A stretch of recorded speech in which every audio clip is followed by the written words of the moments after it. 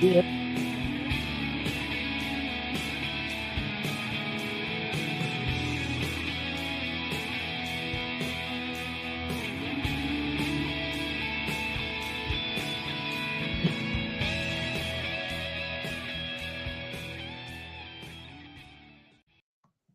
All right, welcome to episode 106 of the Sumer Sports Show. I'm Eric Eager. I'm from my house here in Atlanta, Georgia. Thomas Dimitroff, though, is from his. Are we talking about van? Are we talking about car? Like, where are we at, Thomas? I know that you have, vehicles that are the marvel of society. So, like, tell me where you are.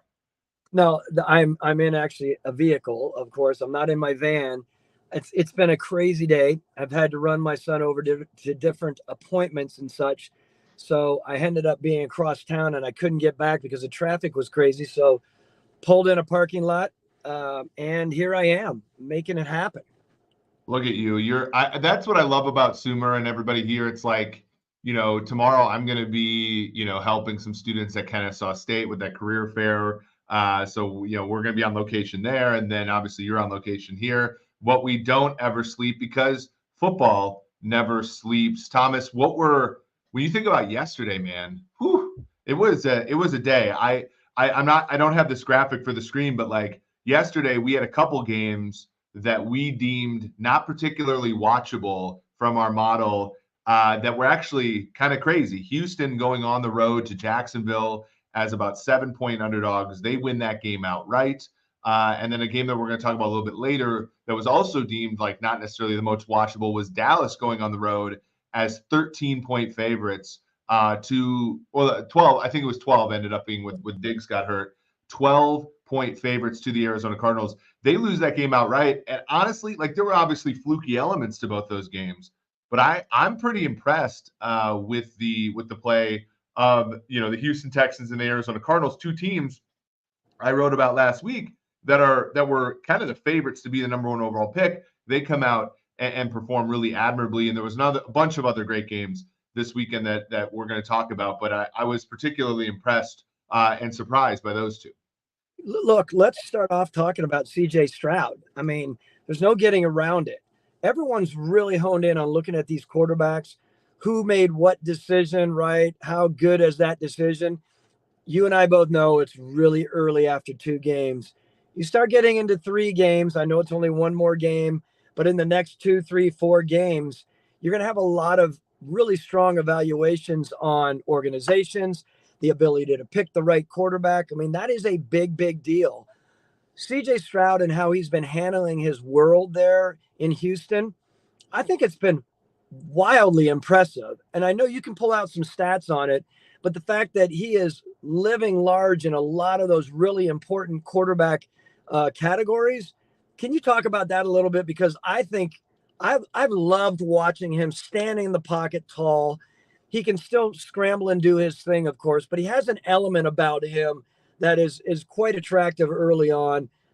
Toss out some of those stats that I think are really, really impressive. Yeah, I think for me right now, it's all about what he's doing in the pocket. He's been sacked 11 times so far. Depending upon where you look, he's been pressured over 50 times, right? So that like pressure to sack conversion is I'm thinking about this, right? And when you look at the various ways to measure quarterback play, we were talking about this, like the ability to overcome situations around you that aren't particularly great, is obviously a good one. I mean, when you look at a guy at 64.5% completion percentage, that's pretty solid early on, especially when, he's throwing to guys like Robert Woods and Tank Dell and John Mechie, who, congratulations to him for beating cancer and getting back on the football field, by the way. Like when I think about Stroud, I'm thinking about a guy who, I mean, a lot of people like Jacksonville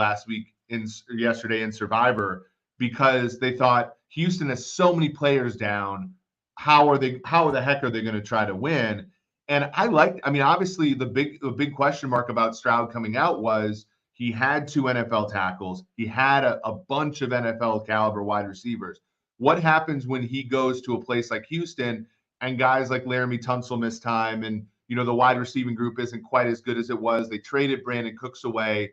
And when you perturb that system, how would he and Bobby Slowick, the offensive coordinator, how would they, overcome some of these things? And I think some of that is Tank Dell, like Sean here, says, Tank Dell has some juice. Sean Donahoe says his pressure to sack ratio is encouraging given the priors on Stroud.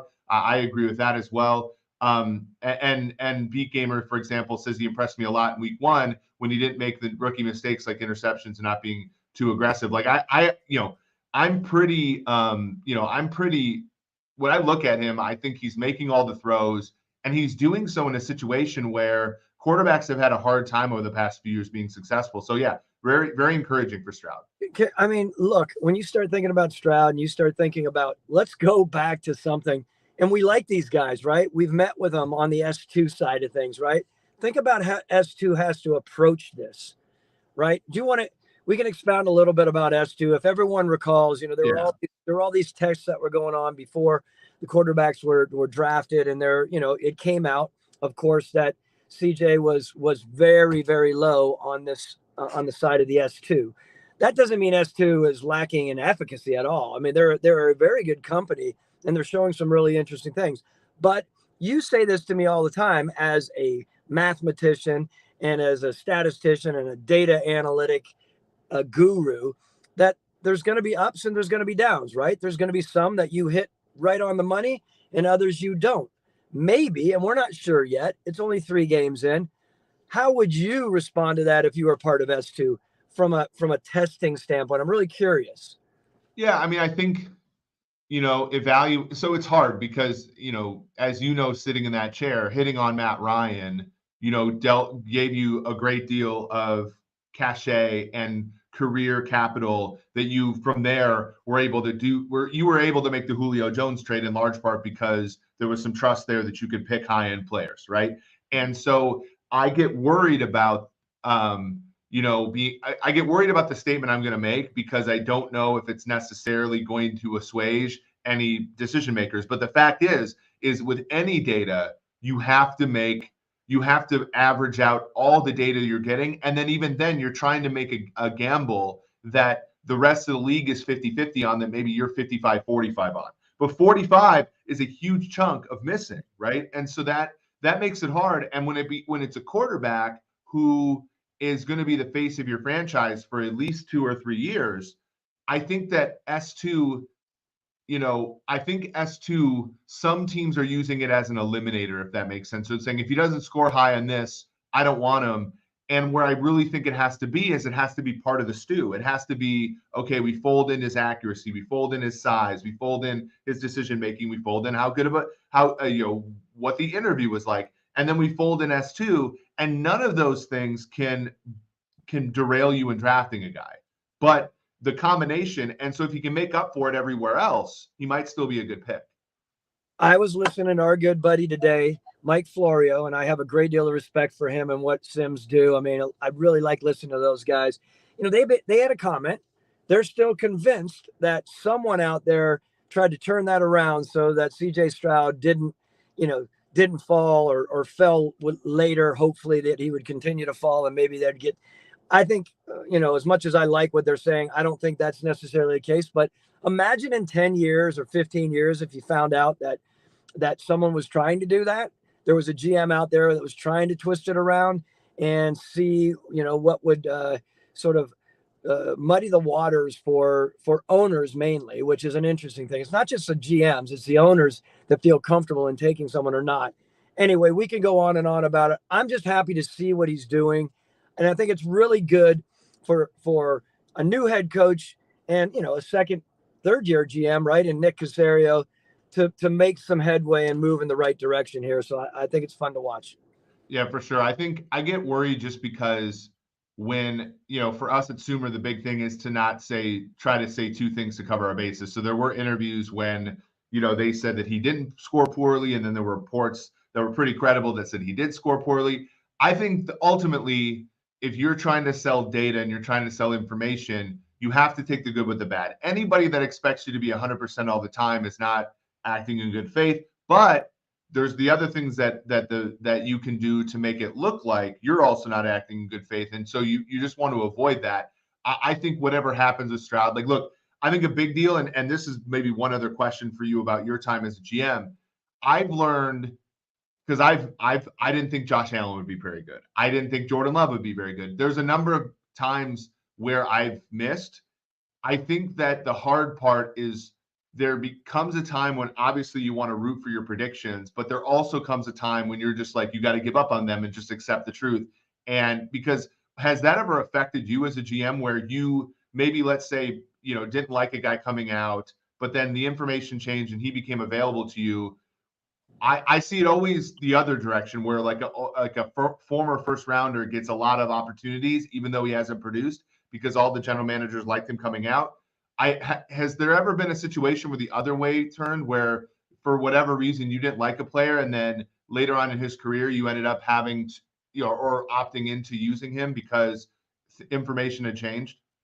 Yeah, I mean, you take everything into consideration, of course, and there were times where we were bullish on someone, information came out, and we dropped down 2 or 3 rounds, and then all of a sudden that player was available.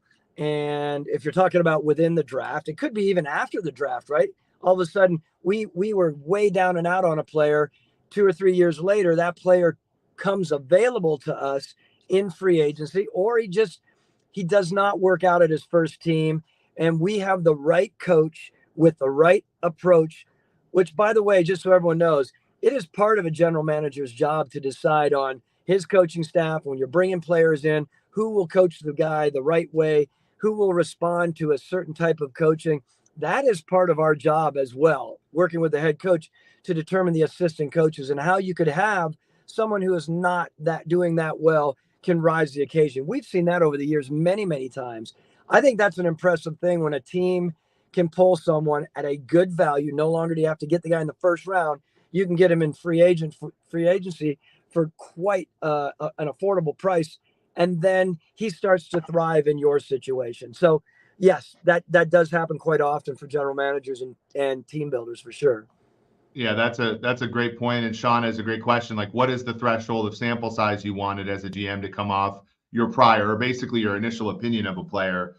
Is that a couple of years? Is that a few practices? Like, what does that end up looking like? And obviously you have such a keen sense for talent. Like, is it faster for you, or like, what do you think, like an evaluator, what kind of time do they need to kind of move off of their opinion? Well, look, what I was trying to say a little bit earlier, certain situations might be, yes, we would love 2 or 3 years down the road and let's come back and revisit this guy.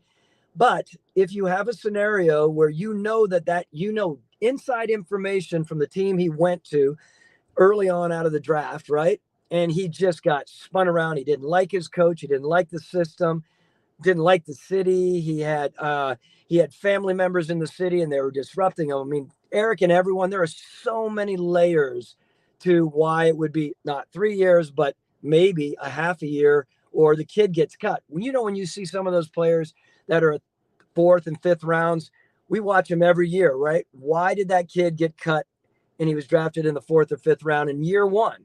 Those are tough ones to explain to your owner.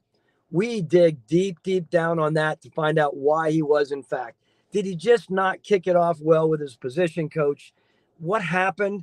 And if we think, wow, our contacts and our information on this player, we think he would fit in our organization, we would go after him. And oftentimes he may be that really solid third or fourth rounder that was cut from somewhere else and then thrived with us. Yeah, for sure. That's such an interesting story, right? Because it's funny. I think that scouting evaluations of players are so much less rife with some of the frustrating things I see oftentimes in sports, which is that, you see one guy have one great game and everybody's going to rush to call him the GOAT. And then like you want a guy has a poor game and you're like, oh, I have to reevaluate my entire thought process on him. I think that scouts generally are slower in both directions, which in my opinion is good, because that you're trying to measure inherent talent of a player, whereas oftentimes the production that they have is rife with the circumstances and everything that we don't necessarily know all the answers to. especially on the outside. So that I think that's a good answer.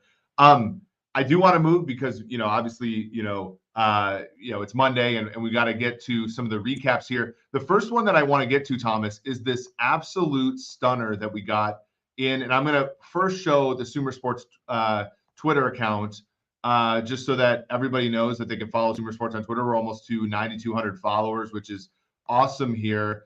This is the recap of the Cowboys-Cardinals game. The Cowboys were 10.5 to anywhere from early on 10.5 point favorites on the look ahead to 12.5, 13 at times.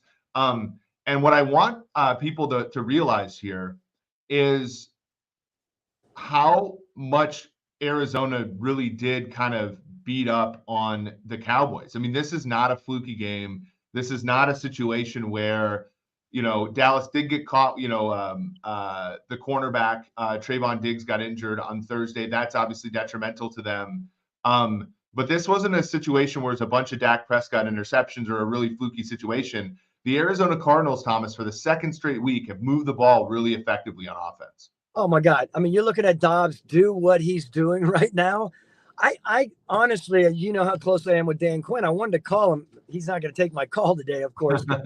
That, after doing what they've done, the riding so high, let's call it the way it is, right? Did they believe the hype? Were they going into playing Arizona thinking, oh, I don't know where we are with this, and how jacked up do you or don't you get up for a team like them? But the reality is, though they still have a long way to go to put their talent together, I mean, they're scheming well. I like what Gannon. I love their approach there. I think it's good for a first-time head coach and a first-time general manager and Monty Austinforth to come in there and play a team like Dallas, go nut to nut with them, right, head to head with them, and play like they did. And to me, it seemed like you said, you made this comment last night. This wasn't a fluke. I mean, they were rolling along. I mean, I felt like Dallas just kept trying to get up, and they just were always playing catch up, right? They never got in front. Correct. So no, it was from the very get. They were down 9-0 initially. Got it closer a few times. Got it to 21-16, but then gave up a touchdown really fast. I mean, the funny thing is you look at James Conner, who's the running back for the Cardinals. I think many thought was an afterthought. Older running back, kind of an okay player. There were holes everywhere for him. And he was running the football with incredible, vigilance for 2 straight weeks now. And you're talking about this Cardinals team, and I wrote about this at Sumer Sports. I think it's a good time to talk about this.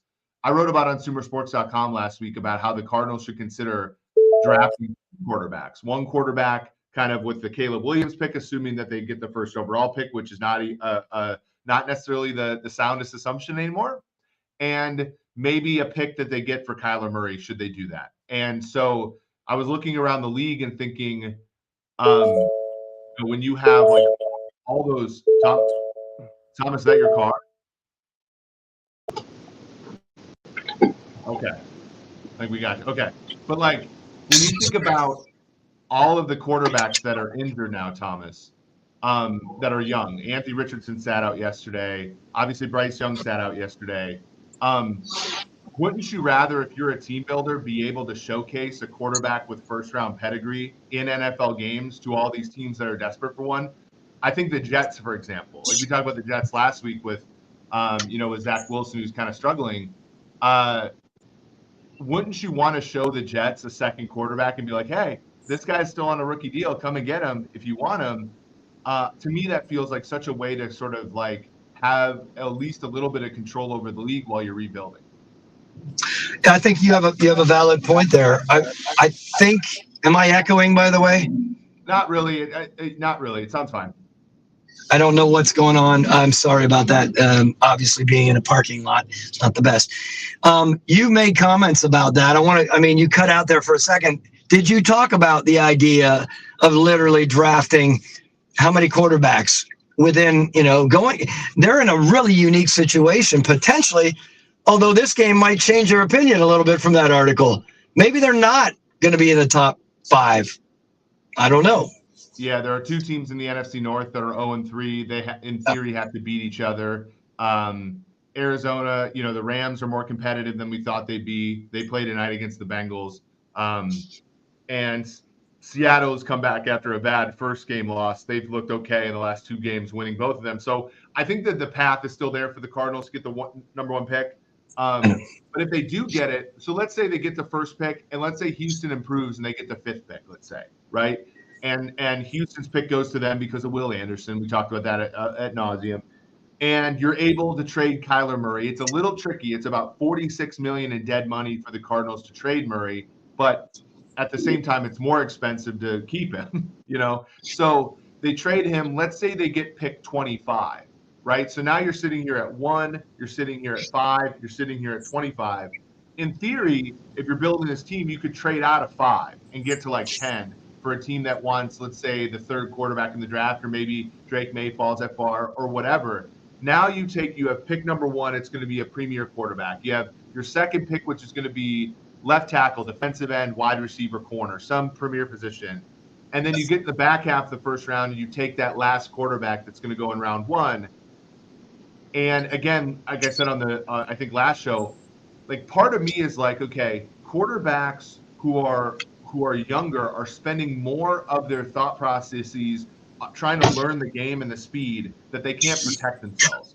And to me, that means that you're going to get guys that are going to get hurt and they're going to sit out games. Wouldn't you rather those 5 games a year be started by a guy that you're auditioning to the other teams, or a guy that's going to take over for your first pick in case he doesn't work, which we know Zach Wilson didn't work. Justin Fields didn't really work. Trey Lance didn't really work. And like, I just think you give yourself so much of an advantage doing that. And I understand only one guy plays, but one guy doesn't always play because of the injury risk. I think you have a very valid point here. I'm worried that with you doing things like this, you're going to have Monty Ossenforth looking for an assistant GM, and before you know it, you're going to be losing you from Sumer. These are really, really good thoughts. And the way that you fold in the data, we were talking about it today, man. I could have talked all day earlier about it, and reading your information on it, of course, is multi-layered, which a lot of times in NFL teams, we've said this just so everyone knows this. We don't just as a GM have 10 or 12 people focused on acquisitions and putting together a roster like we talk about all the time at Sumer, right, Eric? Most of our guys are focused on getting the game ready for the coaches. We did that all the time. Now, when it came around to free agency in the draft, we would have some of our guys focusing and helping us a little bit.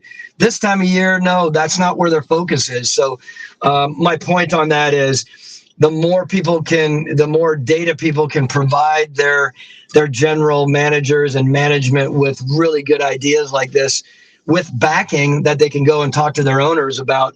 I'm talking about data analytical backing, I think is a really, really big thing in the future of what we're doing in the league. And I think Sumer can help with that as well, obviously. Oh, I certainly think so. And I agree with you. I think there's so much blocking and tackling that needs to be done. And it's all like incredibly important work that, I mean, look, like Belichick had Ernie Adams thinking about these things all the time. And like, there's an element to that. And you wonder why, like, oh, how did Belichick think to run motion on field goal block? It's like, well, I'm assuming Bill thinks about everything all the time. And so, and like you and I are kind of similar in that way, where we're kind of in this position now where we can take a step back and look at how the league is happening and kind of think about the edge cases there. This is a really good point. Sean Donahue asks, is there data out there about high draft picks retaining value? The only hole in the theory is not being able to trade for QB might have bad tape. My comeback to this, because it's rare, right? My comeback to this is the Cardinals drafted Josh Rosen 10th in 2018. Josh Rosen had a really bad statistical year as a rookie. The Cardinals drafted Kyler Murray. So everybody knew they were out on Josh Rosen. And the Dolphins still gave the Cardinals a 2nd-round pick for him. So imagine a situation where you drafted them both at the same time, and you never had to signal that you were out on a player until you actually traded him. I think that the value would be higher. The fact that what we're talking about earlier, Thomas, and back me up if I'm right here, but like just because a guy you think highly of fails somewhere else, a lot of people say, well, those are different circumstances. In my team, we're going to nurture that player and help get the best out of him. I think that actually leads to a higher value than maybe would be assumed even after a failure in the first stop for a player. I agree with you. 100% agree with you. I think that's a really good point. Yeah, so and so that's just a cool thing to think about. And obviously, sumersports.com/subscribe if you want to get our newsletter. You want to just get up to date on all the stuff we're thinking about here. And I can assure you, we're thinking about things, I think, in ways that no one else is. I do want to talk about your old team, the Atlanta Falcons. They went to Detroit this week. Now the Falcons were 2-0, coming off of a one-score win against the Packers at home.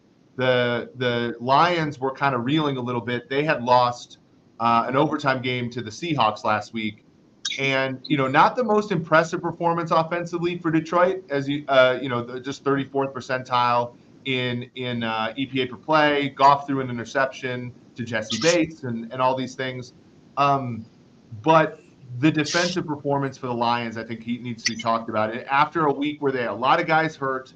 After a week where they surrendered 36 points to a Seattle team that had been stymied by the Rams, this is the second really good defensive performance for the Detroit Lions in 2 games, holding Kansas City to 20 on opening night and then holding the Falcons without a touchdown in this one. This, as much as I've been wanting to see this Lion, I like Dan Campbell, I like Jared Goff, this is the most professional win I think Detroit's had in quite some time, to the point where I wasn't really sweating out whether or not they'd win the game in the fourth quarter, which is usually new for a Detroit team. Let me start by saying I like Dan Campbell. The more I watch him, the more I realize, like, this dude is a competitor. You see him going out there, his nose is all red. I mean, he's got this look in his eyes about, like, he is so damn focused on it. And I really like Arthur Smith. I've said this time and again. Arthur Smith, really smart, tough ass himself, 2 tough guys going in there, bringing their teams in there with grit. Because going into this game, I thought, Atlanta had a defense that was playing well with their new defensive coordinator, with what Arthur Smith is doing with that team. And then to your point, let me just start by saying, even though Goff's numbers weren't as good as we would expect them to be, I still am impressed with what he's doing, because I look back, as we all do sometimes, right? Wow, when he first came over from the Rams and that first year, how he was dealing with things. There's something about him striking. He didn't look the most athletic when he scored his touchdown, right? But he did. He was competing. That team is competing. And then in the end, I was thinking about this. Wow, this defense came to play, man. They were throwing it around. They were coming up. You want to talk about people nut to nut on Bijan Robinson? I mean, literally knocking helmets off. I mean, that was impressive, because that is a really tough run game at Atlanta, and they stymied them, and they had a presence. And, offensively, I don't want to get too into the offense on the Atlanta side, but for the fact that teams are going in there saying, okay, let's try to control this really good run game with Algiers, of course, an offensive line that is usually playing their butts off, right? Yesterday was a little different. But if we can control these 2 cats, and then we can force Desmond Ridder to do his thing, get him antsy, like any time, right? I mean, he's still a very, very young quarterback. You get Dan Quinn out there and a lot of these, Jeff Ulbrich and a lot of these guys, these D coordinators that are really edgy, they're gonna put a lot of pressure on Desmond Ridder down the stretch. So they're gonna have to figure out how to get that ball around, continue to get it over to Pitts, get it over to Drake London, get the ball out on the swing to our guy Bijan, and then see where it goes from there. But if they start stopping that run game and you put it all on Desmond, that's going to be a tough thing in year 1 as the first year as a starter. Yeah, for sure. And as the chart suggested, look, they were in the bottom, percentiles in terms of early down run success. And I got to say, this was a team in Detroit.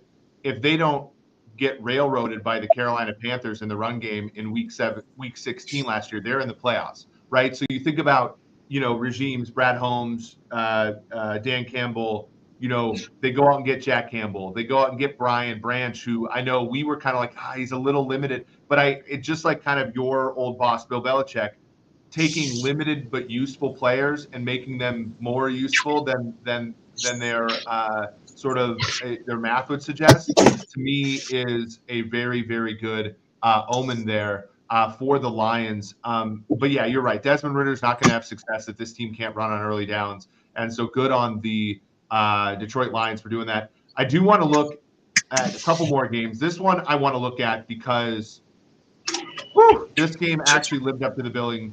The Los Angeles Chargers 28-24 over the Minnesota Vikings in Minneapolis. The Vikings were kind of average offensively after you put in the turnovers. Pretty good as far as success rate and yards per play. But, Justin Herbert was 40 of 47, Thomas. And, threw for over 400 yards, was really, really good. Even though, we saw last week, Thomas, when we looked at this chart when it was Vikings-Eagles, the Eagles had a 99th percentile run game in that game. The Vikings had a first percentile run defense. The Chargers had a first percentile run offense in this game, meaning the Vikings shut them down, and Justin Herbert responded with one of his best games as a pro, adding 21 expected points. When you thought about this game, Thomas, what did you think about? Oh, look, two teams going in there with a really tough situation, right? Wanting to come out and not be winless, of course. Watching the Vikings, I'm a little concerned. I mean, I want your opinion on this because you're a Viking person. Where are they with quarterback and head coach? Do you think they're hitting in stride? They have some JJ, watching him run routes, by the way, I'm just thinking, man, this team has the ability to play. Of course, I've said this all along, though. Where are they with the quarterback and the head coach? Are they in line?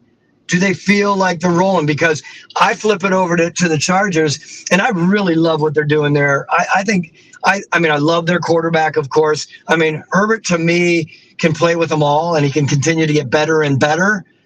But I just keep coming back to this game, looking at Minnesota, and I'm thinking, I'm just not feeling the groove.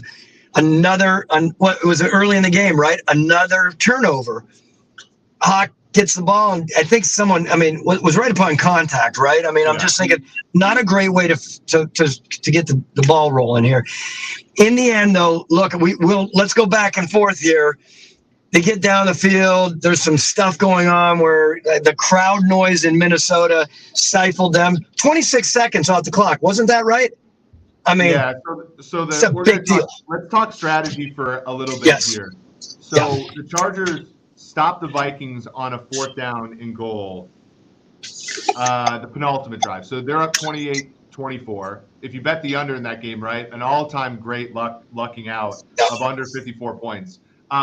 The Vikings get down inside the 5, a couple run plays, a couple pass plays. It doesn't work. The Chargers get out to about the 25 or so yard line. They have 4th and 1. All the mathematical models say, look, you have an 80% chance of making it if you punt, or of winning the game if you punt. You have an 89% chance of winning the game if you get the 1 yard and kneel the ball out and forever and ever, amen. Brandon Staley, who usually has reneged on the math over the past few years in terms of going for it, goes for it. They run a full. So this is my issue. They go for it. They run a fullback dive in a game where I just showed everybody, right? Yeah. They were the worst rushing team in our data set in that game. Okay. Yeah. Right. So you run the football.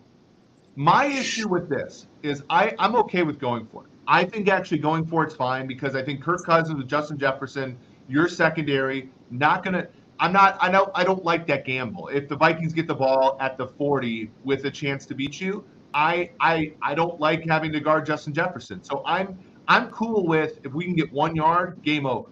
My issue, Thomas, and hopefully you'll just say just punt it anyway. But if you have a quarterback who is 40 of 47 for over 400 yards, a wide receiver who had 12 catches in that game for 150 yards or so, drop back 5 steps and throw the football, right? There's no reason to run the football in that play, which might mean just don't go for it in general because it's a run down in 4th and 1. But I just don't like the play call. I'm fine with going for it.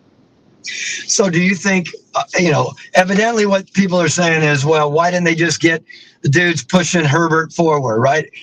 The response from Staley was, all the gaps were filled. Look, we had that many times in Atlanta. It drove me bonkers, right? I'm thinking, why in the hell can we not get a first down? It's a half a yard. And we had a string of that for years. To me, it is a big, big deal, right? As an organization for the head coach to go for it or not to go for it, right? The tone you're sending, the belief you have in your team that you can't get less than a half of a yard or right around a half a yard is a really, in my mind, a confidence killer or a confidence booster. I mean, look, when I initially saw it, I thought, get rid of that ball, get him down the other end, and let's roll. How many minutes was it? Was it a minute and what? 48? I can't remember. Yeah, I think it was around 2 minutes or so. Okay, it was 2. Yeah. I'm struggling. I'm struggling because when that happened, I thought, oh my God, this is going to be another dig on, Brandon, and he's a really good D coordinator, right? But he takes a lot of heat in the decisions. Help me with this. What was the stat?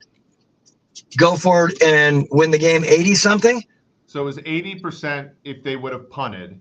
It was 89% if they would have go for it. And the reason is, so if you kick it back to the Vikings, your chance of winning, I believe, was 55%. Or sorry, I take that back. If you don't make it, it's about 50-50 whether or not you're going to win. And we saw the other side of it, right? If you make it, it's 100%. And so it's basically just saying that you have about an 80 to 90% chance of converting that 4th and 1. It's kind of how that goes. And so it does tip in their favor. Again, I just think the issue is, and now I want to get to a little bit forward here, is like, I also think, though, there's an element of it where, and I talk about this in the Going for 2 Down 7 article at Sumersports.com. I think the other secondary part is if you give the Vikings 60 yards to go for it, they're going to be up, right? They're going to be moving. They're going to know they're in a hurry up. They're going to know they got to score quickly, and that puts pressure on the defense. In a weird way, and tell me if I'm full of crap here, I think when you gave the Vikings a short field, they kind of relaxed a little. Oh, this is our, we got this. The Chargers defense isn't very good, and we have a good offense. All that stuff's true. And it's funny, and we saw this at the end, to your point, I think the answer to the question is no. I don't know if the quarterback and head coach are as in sync as we want, because Kirk in the press conference blamed Kevin O'Connell for not wanting to spike the ball in that last second thing, which made him hurry up, made him uncomfortable through the interception and everything. I think that in a weird way, going for the 4th down, even if you don't make it, made the Vikings relax a little bit too much and didn't end up being great for them offensively because they were kind of out of sorts. You could tell that they were not in rhythm on that last drive. They weren't in rhythm. I'm not going to say you're full of crap, but my head wouldn't have gone there where they relaxed. I just can't imagine. I felt like, everything in the building, as there, can get loud and noisy, and there just was, again, I just felt like the communication was mixing, and I didn't think they relaxed necessarily, but maybe you have something there. You should do a little bit of an analysis on that situation and see if you can glean any information that way, because that is an interesting thought. Yeah, I always think, for example, Thomas, like when you're up 3, let's say, and it's 4th and 1, and there's like 2 minutes left. I don't like kicking a field goal to go up 6, because I think that sometimes the opposing offense knows, and the way offenses are, especially if you're against a great quarterback, being up 6 is a weird place to be in, because the other team knows they have to score a touchdown. And so they push all the advantages of 2-minute offense on you. Whereas when you're only up 3, they generally will lay up for a field goal, and sometimes they can miss, and there are like motivational aspects of it. Before we get going, one more game, and we were talking about this one, your former rival, but also, your pals with Mickey Loomis, the Saints, they go on the road in Green Bay. They put up 17 unanswered in the first few quarters. And then the Packers, with Jordan Love, who had looked, shaky, albeit, without Jair Alexander, without Christian Watts, without Aaron Jones, without David Bakhtiari. They were looking shaky for the first few quarters. Derek Carr gets hurt when it's 17-0. Jameis Winston goes in, doesn't really do much. Packers come back. They do the whole going for 2 when you're down 8 thing. They get it to 6. They get the ball back. They go score a touchdown. They kick the PAT. They end up having a lead. One last drive by the Saints. got him into field goal range, but the young kicker missed a field goal in Lambeau Field. This game, I think we're going to look back on this one, Thomas, and we're going to say this was a huge game in the NFL season. When it comes down to NFC standings, when it comes down to what the Saints were holding on to with that 17-point lead, what the Packers overcame a week after, Thomas, they blew a 12-point lead to the Falcons. They now catch up on a game here. They go to Detroit on Thursday. They go to Detroit on Thursday. No, they go to Green Bay to face Detroit Thursday. This game's huge. What were your takeaways of this game? Look, my takeaway was, by the way, you said it earlier, and if you watched any of the video out there and the media takes from your buddy Jordan Love, he took a shot at you indirectly, not Eric Eager, but the group out there that was questioning him. Did you see that? Like, who are they to question me? And I'm thinking, well, there's a lot of people to question. They don't have much to go on here, Jordan. And quite honestly, the first half of that, or 3/4 of the game, I'm thinking, this is rather pedestrian. I know they don't have certain players, etc., but I want to see him really, really, rocking it. To his credit, down the stretch, he kicked it into gear and did what he needed to do. So I was impressed with that. I still want to see more from him. I mean, he hasn't answered the questions yet. Let's see where he is with it all, right? I mean, look, I think the Saints, obviously, that was a 42-yard miss, right? Was it 42? Yeah, it wasn't a tip shot, but it wasn't a gimme either. Yeah. So, but my feeling was, by all rights, Green Bay might have lost 2 games in a row. And, is that on Jordan Love? So he just has to continue to grow and learn, and he needs to have that confidence about him. I like that he's responding to the Eric Eagers of the world the way he did, and maybe the Dimitroff, because we talked about it. Does he have the leadership ability to really take it home? They've been working a lot on that. I've been reading about it and hearing about Matt LaFleur and how they have been working on trying to, cultivate his leadership ability. When the crap hits the fan, will he be there? There were questions when he came out of school whether he was that. Now he's had a few years to work on it, and I'm hoping that they've developed him into something more than he was 3 or 4 years ago. But to your point, against Atlanta last Sunday, with the ball, with a chance to win, he looked pretty hopeless. This week, he looked the opposite of hopeless. There were some real good throws in there. There was some real good support from his group. And honestly, and I know he was in your building and you have a lot of respect for him, Matt LaFleur is a great coach. Like, he's one of the, if you were to start a franchise, top 8 guys you'd start with? You'd have him on the list, right? He's fantastic. To me, this year is all about how good he is, and I think he's pretty damn good, LaFleur. So. Yeah, I think he's really coming into his own. And this is a big year for him, as you know, rolling without Aaron Rodgers and seeing how he's going to deal with it. You're throwing in superlatives out there, and this is no offense to him. I'm not throwing greats out there to any of the really young guys yet, because I want to see more. I think he has very good coaching talent. I think he's got a nice mind about him. Of course, he himself is growing as a leader, right? In those earlier years, he's feeling his way around dealing with Aaron Rodgers. That's not easy. My God, that's not easy. Yep. I mean, the confidence that you're going in there with and delivering it to a team, just like Mike McDaniels is slowly starting to come in, right? As he delivers. You watch, not to get off on another topic, but watch Mike McDaniels deliver his message of why, after the game, why they didn't go for more. And he was kind of nervous to talk about it. And I'm wondering if that's part of his sly like a fox guy. But he doesn't want Sean Payton, one of the dudes in coaching, after his ass for the rest of the season, right? He did what he did. By the way, we haven't talked about that. I guarantee there are a lot of people out there who are loving seeing Sean as you talk about a very, very good coach. But what he said about why am I blanking? Nathaniel Hackett. Nathaniel Hackett. I mean, that's everyone's saying, okay, now let's see how you feel being embarrassed.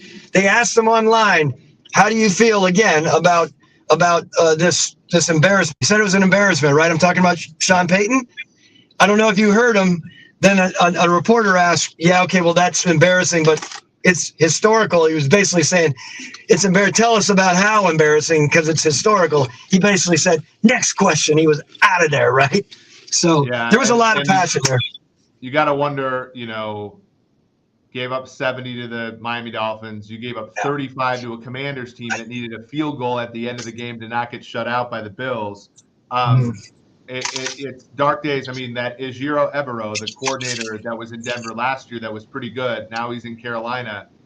You sort of wonder how valuable he ended up being and whether he's going to get a look at head coach given what's happened in Denver after he's left. This is a lot of fun. I know we can't get to every game. Obviously, this is just a great time. I'm really I'm really excited about what we're able to do on Mondays with this show. Hit the subscribe button, hit the like button. I can't wait to continue to grow this show. Thomas, any parting words? No, just great job navigating this. And again, I can't wait to hear people's responses on what they're looking for, because the Monday, as you mentioned, is going to be quite different moving forward on the Wednesdays, right? I don't know if you want to comment on that. Wednesdays are going to be much more bigger picture. More topics. Yep. Right, very good. Awesome. Look forward to it. Well, for sure. Well, for Thomas Dimitroff, this has been Eric Eager. This has been episode 106 of the Sumer Sports Show.